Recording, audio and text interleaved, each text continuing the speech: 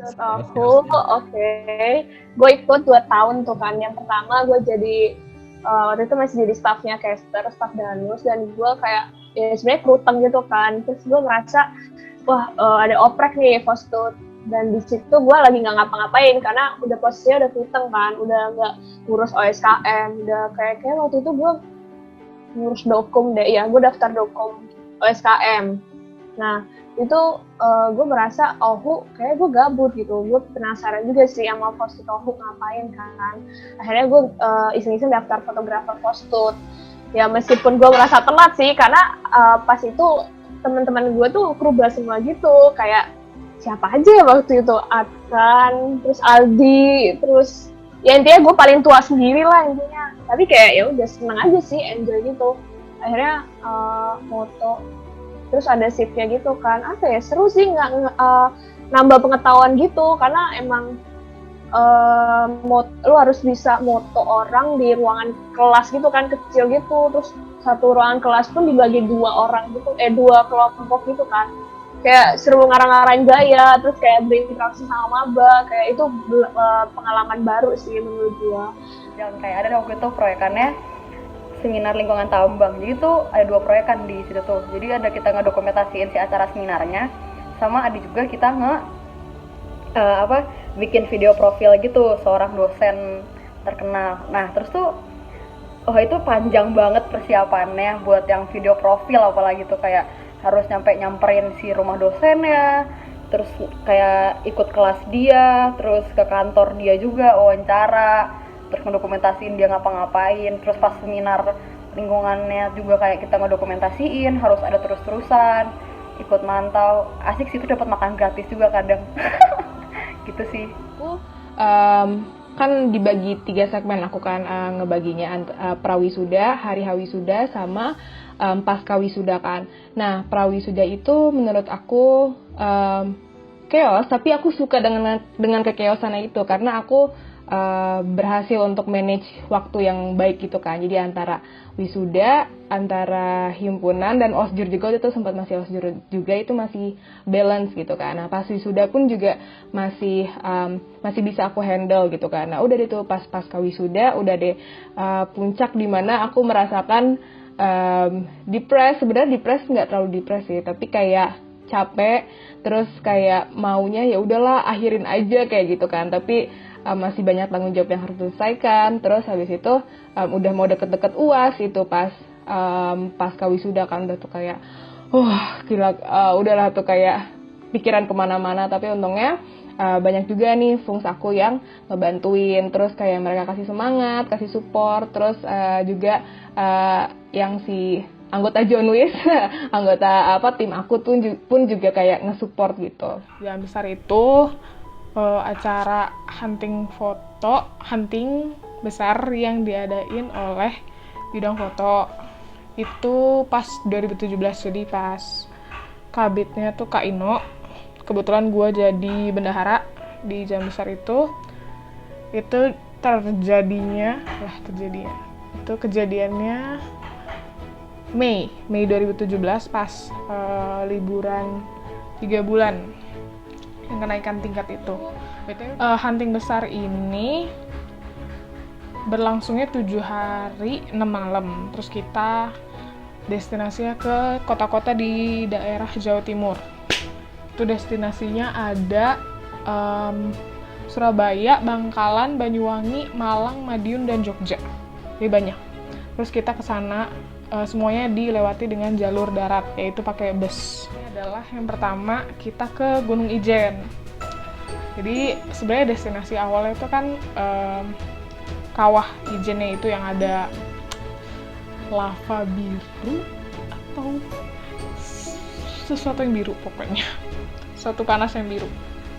Nah itu tuh kita subuh-subuh berangkat dari penginapan rame-rame. Ada yang nggak ikut juga sih, total yang ikut kemarin itu 60 orang, 60 kru. Terus ada yang nggak ikut juga sih ke Ijennya. Terus yang ke Ijen ini kita berangkat subuh-subuh. Terus yang paling memorable itu adalah buat gua langit malam, asik, langit malam. Pokoknya gue inget banget cakep banget langitnya di sana karena polusi cahayanya masih rendah kali ya, jadi kayak bener-bener banyak banget. Jadi itu kayak pengalaman naik gunung gue pertama deh, jadi kayak seru banget, rame-rame sama kru. Terus pas nyampe di atas terbayar sih guys, sunrise-nya cakep banget. Terus turunnya ternyata sama capeknya, tapi gak apa-apa bersama kru ya, love ceritanya aja. Jadi selain destinasi Gunung Ijen tadi, ada destinasi lain yang lebih ke arah visual gitu, estetik visual. Kayak contohnya Bukit Jadih, Pantai Tiga Warna, sama Baluran. Jadi ketum kita saat itu Kak Elba. Ini kenapa gue ceritain ya? Ya gitulah. Dia pas di Baluran dia tenggelam di lumpur guys. Jadi kayak ketika kita lagi nyebar tuh kan luas ya, padang rumput luas gitu Baluran tuh. Terus ya krunya nyebar gitu kan. Terus tiba-tiba satu momen kru tuh pada ngumpul satu titik di KLBA yang tenggelam di lumpur itu. Terus kayak yang bantu dikit sebenarnya, pada nonton aja. Ngajar memang. Hunting besar seru banget. Dan jadi ini kan tujuannya emang untuk salah satu tujuan utamanya adalah untuk membuat karya. Jadi biasanya kru itu sebelum jalan besar udah nyiapin proyek masing-masing, entah proyek foto, entah proyek video kayak gitu-gitu. Terus yang kayak gue bilang tadi banyak yang kayak photoshoot, bikin video, kayak art video juga ada, music video. Hari kedua terakhir OSKM, di kos. Terus tuh pokoknya balik lagi pas hari kedua dikdiv. Nah cuma jadi gue skip semuanya. Karena yang terus rame tuh pas ke Baduy. Itu kayak lu manjat jalan jauh banget. Terus kayak batuan gitu, bener-bener batu. Terus kayak wah capek dah nanjak kemana-mananya. Pegal banget, kayak dikit-dikit berhenti istirahat karena kayak capek gitu. Terus buat ketenangan diri gitu. Terus tuh kayak jadi tuh kita mampir ke banyak pantai gitu, dan itu kayak wah gue suka banget makanya. Terus kayak lihat sunset, lihat sunrise tuh di hari terakhir tuh. Jadi kita tinggalnya tuh di pulau gitu, di pulau kecil gitu. Terus kayak ya udah pagi-pagi bangun, kayak gue bangun jam subuh banget. Terus keluar kita ke dok apa ya bahasa Indonesia ya? Pelabuhan. Tapi bukan dermaga ya, tapi dermaga kecil gitu tau gak sih, yang kayak cuma yang kayak di film-film tau gak? Ya kayak lurus doang, kayu.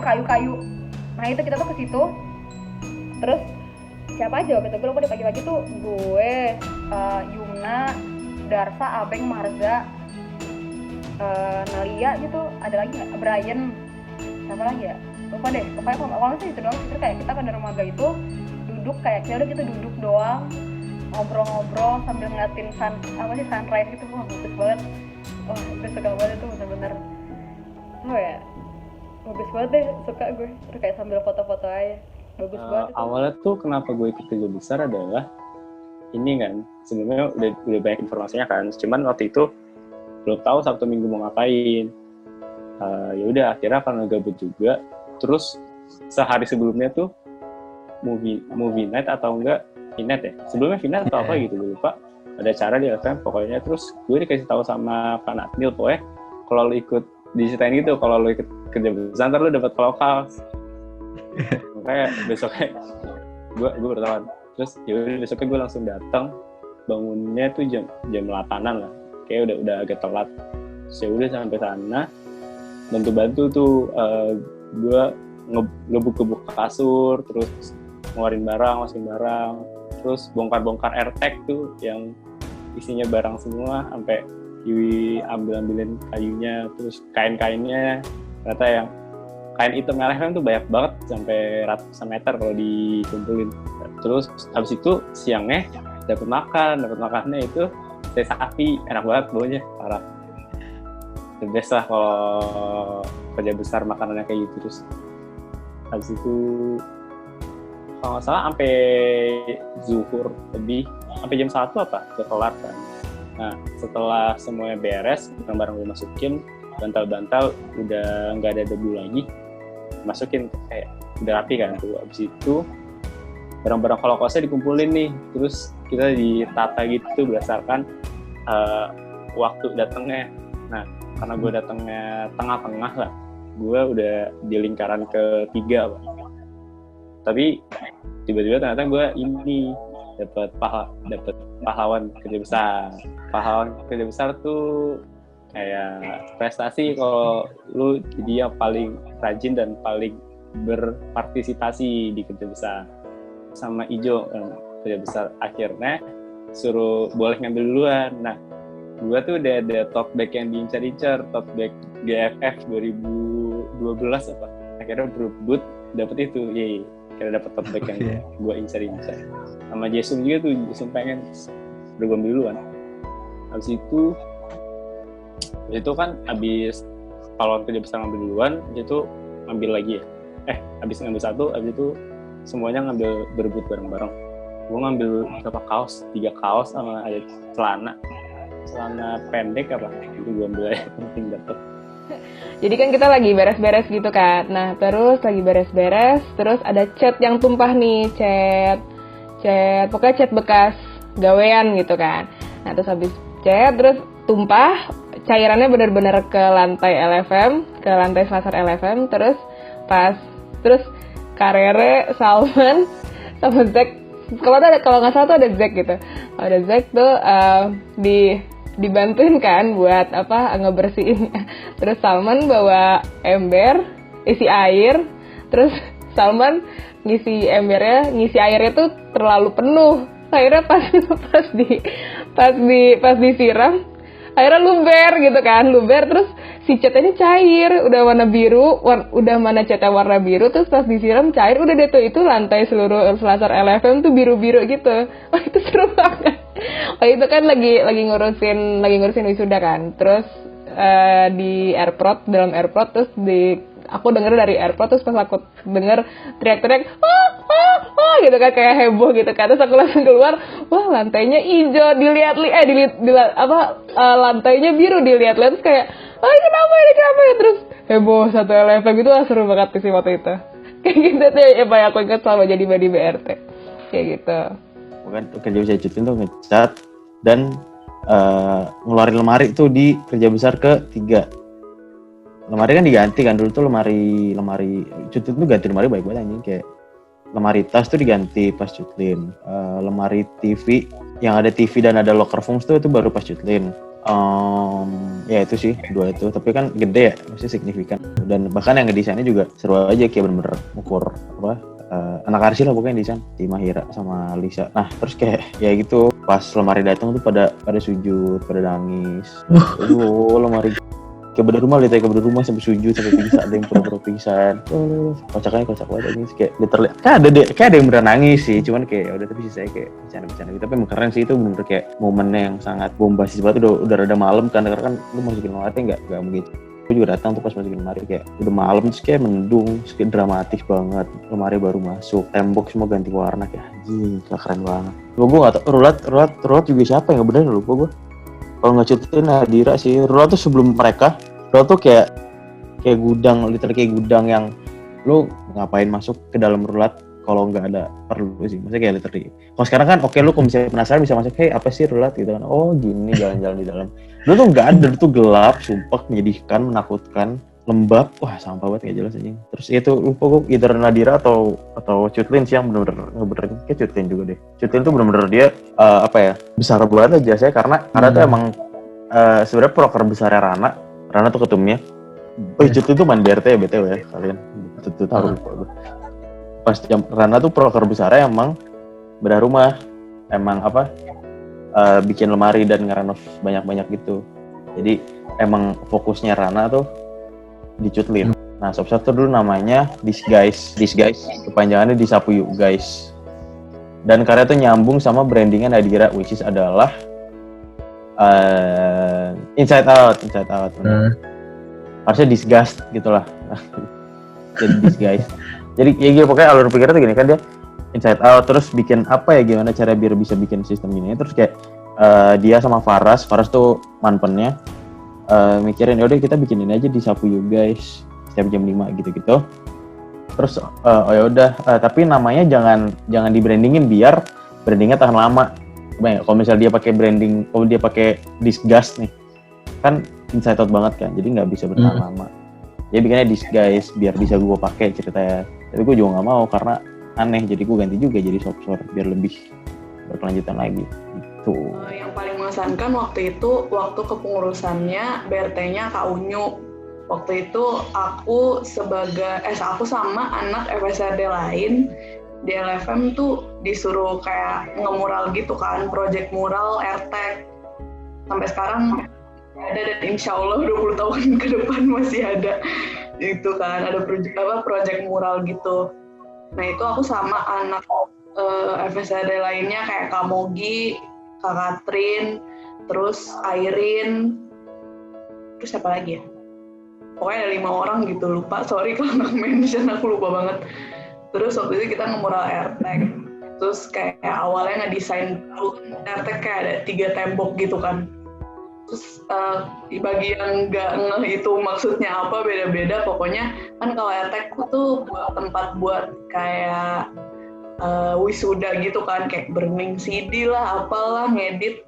Itu jadi di RTEK ada 4 main tembok gitu. Tembok pas kalian masuk RTEK, tembok ke kanan tuh tentang wisuda gitu pokoknya. Makanya gambarnya ada kayak DVD wisuda, foto, kamera gitu. Terus RTEK ini kan juga buat tempat kayak persembunyian kalau lagi ada BK kan. Jadi pas kalian masuk di tembok tengahnya itu lebih ke BK-nya gitu, tentang BK. Terus tembok yang kiri itu logo LFM segede gaban, pokoknya itu intinya kayak pengarsipan LFM gitu. Itu proses muralnya tuh sehari apa 2 hari ya, lupa deh. Sketsa sama nyampur-nyampur warnanya semua kayaknya 2 hari deh selesainya. Dan itu kayak chaos banget, semua barang harus dikeluarin, terus lantai nggak boleh kena. Udah pokoknya chaos banget deh, tapi itu seru banget. Kayak makasih Kak Unyu udah memberikan kesempatan buat kami semua. Susah sih sebenarnya. RTEK itu kan temboknya rusak banget ya, harus ditambal, didempul, terus habis itu diputihin dulu. Nah terus banyak barang-barang nempel yang nggak jelas gitu, jadi harus dicabut-cabuti, termasuk gantungan DVD, gantungan name tag Pimpro DVD itu ikut kecabut, jadi harus pindah tempat. Nah terus kabel-kabel juga harus diambilin dulu. Habis itu kita ngecatnya pakai proyektor. Jadi nggak usah gambar susah kan. Jadi Airin sama timnya udah bikin grafisnya, terus ditembakin proyektor, kayak ya udah tinggal digarisin terus dicat, easy. Ya, terus gue pernah tuh juga waktu zaman Fungs mau apa itu namanya? Iya, mau kongres. Kayak ada Dilham, ada Ratata juga, terus gue kan udah ketiduran, cuman di depan itu berisik banget soalnya Fungs lagi bikin draft kongres gitu kan. Terus habis itu gue bangun ke depan, tiba-tiba Dilham nawarin, Ratih, lu mau maskeran nggak? Gue bawa spirulina nih. Kayak gitu, kayak gue baru bangun, masih nggak tahu apa-apa, masih bingung, ditawarin maskeran gitu kan. Terus kayak, oh ya udah boleh. Terus endingnya maskeran di LFM gitu, maskeran spirulina di depan Fungs yang lagi ngedraft buat kongres. Terus gue pernah tuh nginep bareng Danlip, gue lagi belajar sama Dilham kan. Terus tiba-tiba itu Danlip itu kayak lagi tidur, ngelindur, kayak hormat sendiri, terus senyum, terus oke, kayak gitu. Terus gue sama yang lainnya itu kayak, hah? Danlip, lo kenapa gitu, kayak speechless banget sumpah waktu itu. Yeah. Pas kongres hari pertama tuh gue ikut kan di Lembang. Nah terus malamnya gue balik nih sama teman-teman, sama ada sebarang Ega, sama ada beberapa dah. Nah pas kita mau balik lagi ke Lembang naik mobil Ega, itu tuh ada gue, Ega, Alisa, Alia, sama Nela. Nah kita mau ngejemput Nela nih, kosannya Nela tuh jalannya rada sempit dan itu gelap banget. Ega yang nyetir kan. pas Ega yang nyetir kita udah nyampe, nggak harus bolak baliknya tuh rada sempit gitu, dan istilahnya saat mau muter ngegas tahu-tahu nyemplung gitu, kaget gitu kayak cebruk gitu, soalnya nggak kelihatan ternyata di depan itu ada got gede. Untung tuh Ega tuh jago ya naik mobilnya, jadi pas dia udah nyadar dia langsung ngerem otomatis gitu, jadi kayak at least gak nyemplung gitu. Cuman itu sama mobil depannya tuh robek gitu, terus akhirnya karena ya, trauma kali ya, Eganya jadi kayak takut, ya udah tukeran sama gue, jadi gue harus naik mobil yang ban kiri depannya tuh udah hancur, harus gue setirin balik ke kos, terus baru kita mesen mobil untuk balik ke Lembang gitu, jadi kayak bolak-balik pergi gitu. BK kedua gue pas gue magang waktu itu. BK-nya lewat jam malam. Itu BK September atau Oktober gitu. Waktu itu pertama kali ada jam malam, jam 11 malam tuh pertama kali. Sebenarnya nggak pertama kali tapi baru digalakkan gitu K3L. Itu akhirnya nama BK-nya lewat jam malam, nayangin film lewat jam malam, yaitu film Indonesia, filmnya Usmar Ismail tahun 1955. Coba lu bayangin gimana cara dapat filmnya. Itu Kabid Kinenya Dinda, dia nyampe datang ke keluarganya Usmar Ismail. Dia datengin keluarganya Usmar Ismail, nawarin kerjasama kayak boleh gak kita nayangin film lewat jam malam di kampus, dan mereka setuju karena BK nggak berbayar, tidak komersial gitu.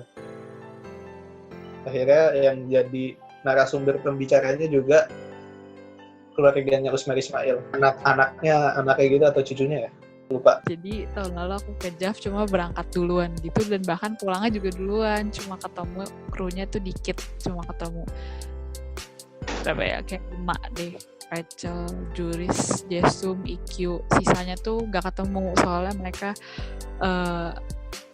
berangkatnya lebih belakangan gitu.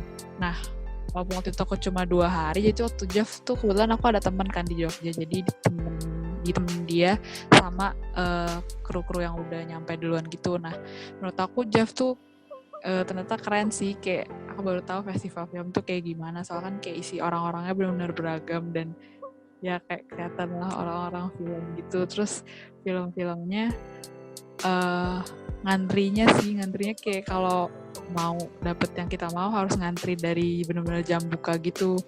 Terus film-film yang di dalamnya tuh emang benar-benar film-film yang kayak bukan film bioskop gitu, emang film festival, jadi kayak film-film yang apa ya, lumayan susah dicerna kayak secara langsung gitu. Tapi overall seru sih. Sepertinya akan lebih seru kalau misalkan bisa beneran ikut rundown-nya yang sesuai sama kebanyakan kru lainnya, soalnya kayak mereka tuh bisa sampai 4 hari deh kalau nggak salah, terus kayak sempet jalan-jalan ke pameran di Jogja juga, jadi kayak seru banget gitu sih. Aku kan nggak kenal banyak artis ya, maksudnya ya udahlah kayak sekedar tahu gitu ya. Terus pas kita nyampe itu kita makan nasi pecel di pinggir jalan. Nah itu sebelahan sama orang itu. Terus salah satu kru itu ada yang penasaran itu siapa ya, kok kayak pernah kenal gitu. Kayaknya orang penting gitu, tapi duduk sebelahan gitu, cuma nggak ngobrol sambil makan nasi pecel. Nasi pecelnya pedes, jadi kayaknya kru nggak ada yang mau deh, kayak nggak ada yang habis gitu. Terus pas suatu program screening gitu kan, ada film judulnya We Have No Idea. Ternyata orang itu masuk, maksudnya sebagai case-nya gitu. Terus dia maju, kenalan. Terus ternyata dia itu Rachel Amanda. Oh shit, Rachel Amanda. Wah, yang sekarang main film di mana-mana. Ternyata pernah makan pecel bareng sama saya. Aku sama orang-orang ke mana ya? Pesta Film Solo. Nah, di sana juga ketemu sama film ini lagi, cuma sama sutradaranya aja, namanya Mas Aco. Nah, itu kita ngobrol gitu, satu LFM sama Mas Aco, terus kayak ngobrol intens banget lah sampai kita ngebahas Rachel Amanda lagi gitu. Terus sama dia ditawarin, mau fit callan nggak sama Rachel Amanda? Di fit callin beneran. Tapi tainya aku nggak ikut soalnya aku lagi iseng aja nyari makan, lapar sendiri. Tapi kru lain fit callan kan apes banget. Program Rasam tuh gue bikin karya namanya Muatan Lamun. Nah itu tuh sebenarnya dari inspirasi itu dari karena gue emang sesuka itu naik angkot. Gue prefer public transportation over kendaraan pribadi, dan gue lebih milih jalan kaki daripada naik angkot sebenarnya kalau misalkan gak jauh. Nah terus karena gue tuh sebenarnya dari SMP tuh rumah sama sekolah gue tuh selalu jauh kan. Kayak jaraknya sebenarnya kalau di Jakarta itu jarak yang tidak jauh, tapi kalau misalnya di Bandung tuh jarak lebih dari 14 kilo buat ke sekolah tuh jauh karena banyak macet dan lain-lain. Nah terus gue tuh dari SMP emang suka ngeliatin, kalau misalnya naik angkot tuh gue suka ngeliatin orang, terus gue suka ngeliatin lingkungan sekitar dari jendela angkot. This experience di dalam angkot karena gue juga mahasiswa arsitektur, jadi gue ngerasa angkot tuh menjadi sebuah ruangan yang membuat apa ya, kalau buat gue sendiri angkot tuh menjadi ruangan private zone yang dimana padahal itu adalah area publik gitu. Jadi kayak semua orang tuh berdempet-dempetan, tapi gue bisanya kayak ngerasa itu tuh menjadi ruang berkontemplasi, ngelamun, ngeliatin orang, mengobservasi orang dan lain-lain. Terus akhirnya gue coba gimana caranya biar out budget. Tapi kan reimburse ini tuh ada limit biaya reimburse-nya kan. Makanya gue kayak berusaha mikir gimana caranya biar si instalasinya itu murah, tapi bisa diinstal ulang. Akhirnya gue pakai proyektor, terus yang kertas itu, dan pokoknya gue bikin sesederhana mungkin sih. Terus akhirnya ya jadilah yang ada di Lagam Rasam. Dan setelah itu diinstal ulang di pameran Ruang dan Emosinya Gaung Bandung. Di Stampen Pertunjukan itu jujur itu salah satu experience yang nggak akan melupakan dari LFM selain nyakru ya, pasti nyakru. Karena ya gimana kita kayak kesannya mendidik cakru kan yang akan menjadi kru. Seru banget karena yang kenal cakru duluan kan pasti dari manpen dan staffpennya kan. Maksudnya kita yang paling dekat sama kalian, jadi tahu progresnya gimana. Terus ya udah kayak apa ya? Udah kayak teman sendiri aja sih sebenarnya gitu. Terus yang serunya apa lagi ya? Ya udah yang serunya paling seru sih berkegiatan dengan si cakru-cakrunya ini, dan konsep sebelum kalian adanya itu juga seru banget sih gitu. Karena setiap tahun kan pasti kayak ya emang ada warisan gitulah ya dari tahun pendidikan sebelumnya. Cuman pasti ada inovasi baru gitu sih setiap tahun. Gitu. Kayak cuman setengah jaman 40 menit lah. Gue 1 jam goblok. Lama capek mikir, anjing apa ini? Anjing jadi apa ini? Jadi Who Wants to Be Millionaire kan, ada orang jadi kursi. Terus gue dudukin, lama mikirnya. Jawaban A, pilihannya A, ini B, ini C. Gue mikir lama kan, apa ya? Apakah Anda mau mengunci jawabannya? Enggak dulu, bentar, apa ya? Ada pilihan apa aja Mbak? Ya. Call friend bisa nggak? Bisa call friend. Mau call friend-nya Mbak? Call friend ke kru, kayak sama yang jadi kursi gini aja anjing. Jadi kursi di bawah ya anjing, goblok. Terus gue dapat voucher MM-an. Selamat Anda menang dapat voucher. Yeay. Hal apa sih yang lu kangenin dari LFM itu? Kangen nginep LFM. Kangen tidur di LFM lebih banyak daripada gue nginep di kosan. Kangen orang-orangnya. Kangen apa ya? Kangen impulsif, kangen makan tengah malam, kangen jokesnya, kangen main kartu kalau misalnya hujan, kangen main pingpong, kangen diusir satpam. Nah itu kangen banget air.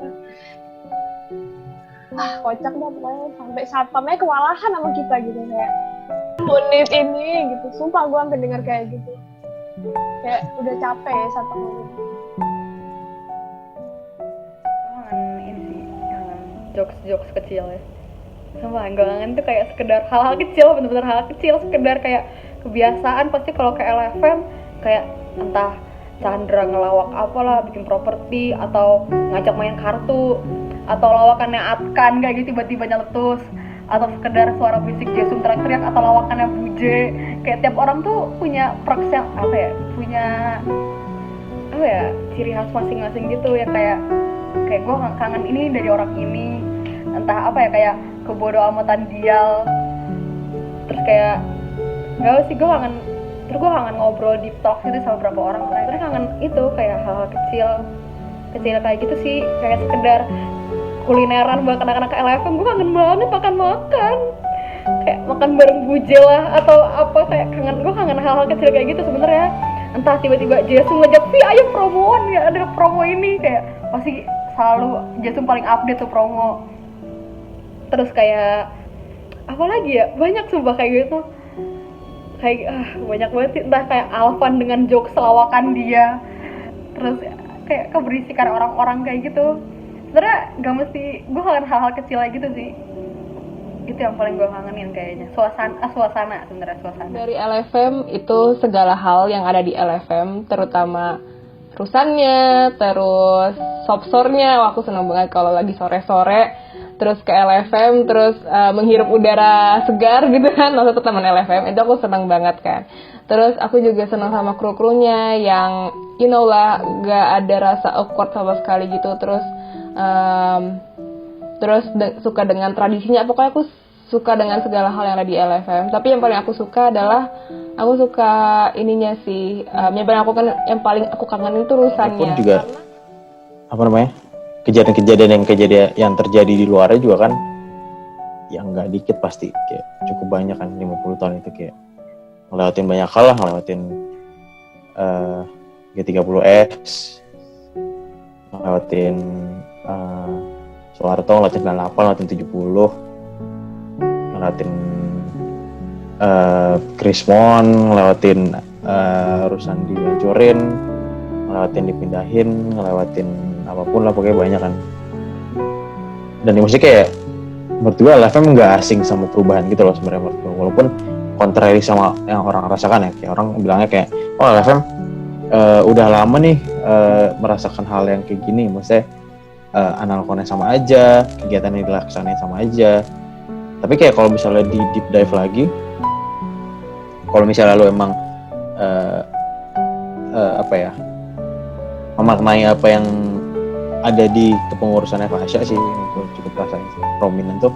Itu kayak LFM tuh nggak entirely cuman punya kita doang, karena LFM tuh punya so many people gitu loh, punya sangat banyak orang yang pernah menjalani sebelumnya gitu. Dan mereka juga pengalamannya nggak sedikit, dan pengalamannya nggak selurus itu juga gitu. Dan gue rasa harusnya emang sekarang tuh resiliensi LFM tuh emang harusnya jalan sih, dan gue cukup yakin harusnya bisa tetap berjalan dengan baik sih. Karena itu gue ngerasa melalui perubahan sebaik itu kayak harusnya organisasi yang biasa nih, orang yang nggak terlalu yang nggak ditanam jiwa kreativitasnya selama pendidikan, itu kayak nggak akan terlalu bisa lanjut sih dengan baik gitu loh. Jadi gue rasa harusnya dengan sumber daya yang ada, dengan orang-orang yang kayak gini yang gokil-gokil, apalagi angkatan 2019 gue denger sangat gokil, anjay, goks pars ya kan. Dan yang katanya mungkin makin bawa makin kritis orang-orangnya, makin berani ngomong segala macam, makin berani bawa perubahan. Ya gue rasa perubahan sekecil ini kayak harusnya nggak akan jadi masalah sih. Dan ya itu gue harap semangatnya tetap ada aja buat ngejadiin LFM tempat yang kalian semua bayangkan ketika kalian nyakru sih, tempat yang sekiranya bisa ngebawa makna untuk bisa ngelewatin hari-hari cakru yang kayak disiksa setiap hari gitu loh kasarnya gitu. Yang gue kangenin tuh ya perusahaannya, orang-orangnya, airtag juga tuh, tempat gue nginep hampir tiap hari, terus banyak deh pokoknya. Suasananya juga, suasana hidup di daerah Rusan dan sekitarnya itu kayak nggak dapet lah di tempat lain atau di unit lain. Itu sih. Yang paling dikangenin tuh itu sebelum ke kelas KLFM, terus habis ke kelas KLFM kayak gitu. Itu tuh dari zaman cakru sampai tingkat ketiga itu segitu terus, setiap pulang kuliah, sebelum kuliah pas KLFM. Dan yang paling ngangeninnya tuh GoFood bareng temen-temen LFM. Itu tuh pasti kayak heboh banget, kru mau GoFood ini, mau GoFood itu, kayak gitu. Nah biasanya emang Kavi sih yang suka ngajakin. Terus yang bikin ngangenin lagi tuh kalau ini BK, persiapan BK. Itu kan nggak cuma panitia doang kan, pasti kru yang di situ juga bantuin masukin popcorn kayak apa kayak mindahin meja. Itu yang juga dikangenin sih, kayak suasana kayak gitu. Mungkin aku sudah kru tua ya, jadi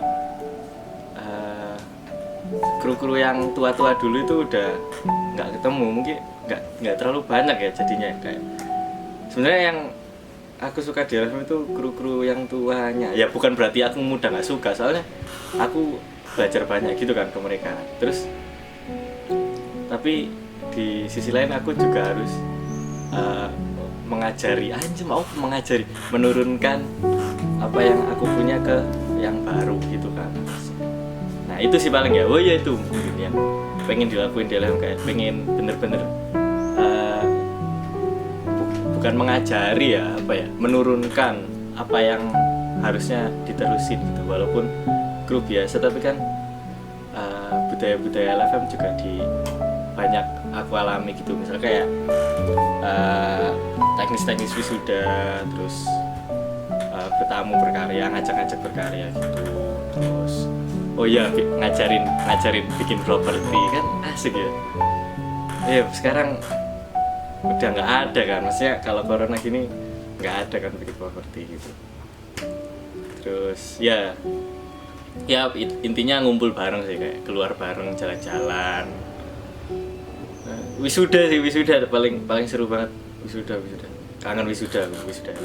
Yang pertama semoga semuanya sehat selalu dimanapun berada. Terus kayak kangen sama kru-kru. Terus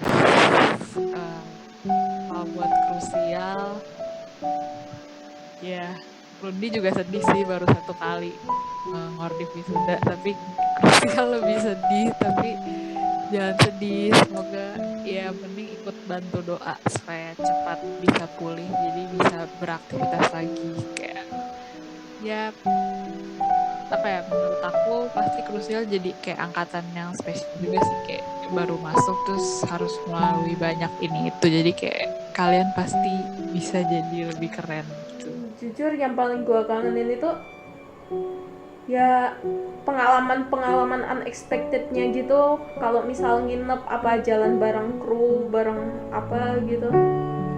Iya sih, pengalaman nggak terduganya gitu. Kalau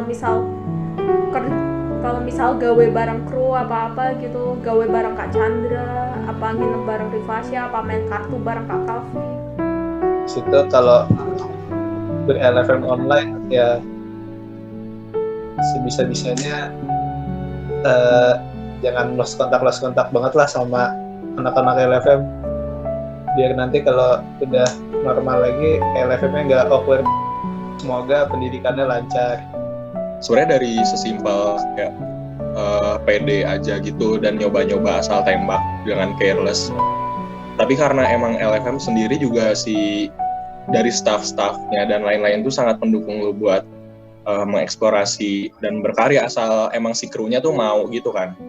Dan itu sebenarnya nggak ada menurut gua sendiri itu nggak ada di komunitas dan unit-unit lain. Bahkan yang gua suka dari LFM tuh, gua bener-bener kayak gua tuh orang yang sangat memanfaatkan segala feature yang ada di LFM gitu. Kayak Rainbird dan lain-lain. Gua tuh sering ikutan workshop gitu, terus senang banget sih dari tim pendidikan tuh cuman bilang kayak lu boleh ikutan workshop, tinggal bikin review, nanti di reimburse tiket workshopnya. Terus kayak okay, I'm gonna do it. Dan itu gue karena emang gue ya juga yang namanya juga mahasiswa kan, butuh uang buat workshop, karena workshop tuh nggak murah gitu kan, pasti di atas 100-200 ribu rata-rata. Akhirnya tuh gue memulai buat nulis. Itu tuh semua tulisan workshop review gue tuh bener-bener kali pertama gue bikin, cuman gara-gara karena gue butuh reimburse ya. Jadi motivasinya reimburse duit dari LFM. Sebenarnya ketemu orang-orangnya sih kayak overall itu aja sih, kayak ngobrol bareng, kayak kerja bareng, kayak lu mau dateng, kayak menurut gue kayak rapat aja gue kangen gitu loh, kayak ngerapatin sesuatu gitu. Kalau online tuh kayak feelsnya kurang aja, lu nggak bisa ngelihat tatap muka lagi merhatiin atau enggak, atau kayak nanya kayak langsung gitu. Kayak kita kayak dia di mute ya, dia kayaknya deactivate AFK gitu, atau kayak disconnect gitu. Itu kayak interaksi sesama diri aja gitu, itu yang paling gue kangenin sih. Kayak menurut gue LFM tuh ya sebenarnya orang-orangnya gitu, jadi kayak lu melihat dari situ aja sih, gue sih kangennya itu.